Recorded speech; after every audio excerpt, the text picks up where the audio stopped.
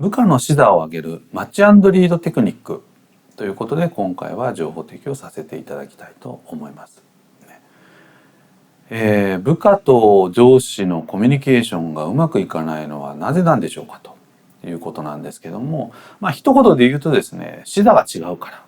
らね。視座の高さがですね、一般的にはやっぱり役職が高い方は視座が高い、それに比べて、部下の方っていうのはどうしても低くなりがちな傾向があるわけですね。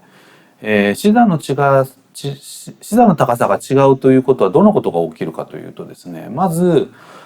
見えている視野が違うわけですね。見えている範囲が違うわけですね。ですからなかなか視点が合わなくて、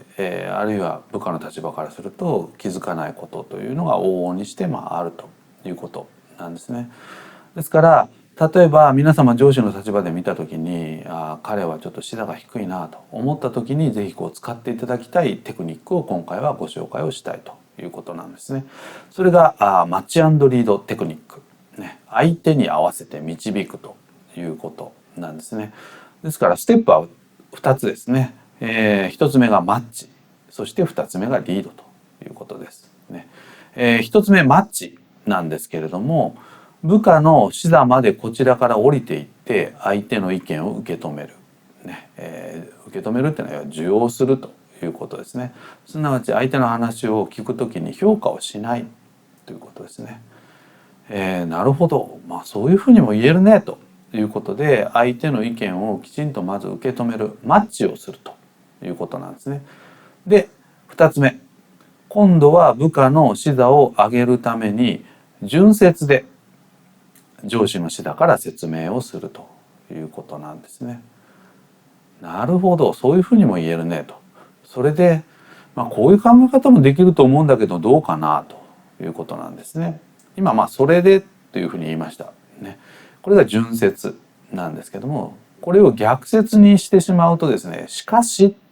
とかね、だけどっていう言葉で受けるとなかなか相手はこちらの意見を受け入れがたいわけなんですね。ただこれはですね、順接で言おうが逆接で言おうが、実は後ろの言葉っていうのは実は変わらないですね。しかしこういう考え方もできると思うんだけどどうかなっていうのと、それで、